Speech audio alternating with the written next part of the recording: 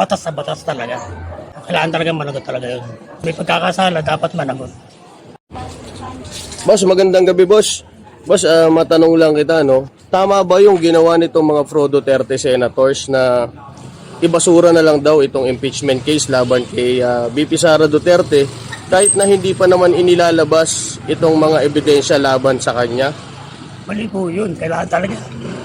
Ituloy-tuloy yun dahil kasi Para sa iyo, boss, yung ginagawa ni Senator Bato na pagtatanggol dito kay VP Sara, tama ba ito? mali yun. Dapat walang kinakampihan. Batas na batas talaga. Kailangan talaga managot talaga yun. Wala namang ikakatakot dapat harapin mo yung kaso. Kung ikaw si VP Sara, boss, dapat ka bang matakot dito sa impeachment trial? Ba't ka naman matatakot? Pero kung may ginagawa ka, matakot ka. Boss, anong huling mensahe mo sa Senado patungkol dito sa impeachment? Dapat ituloy yun ng Senado para malaman ng taong bayan ang katotohanan.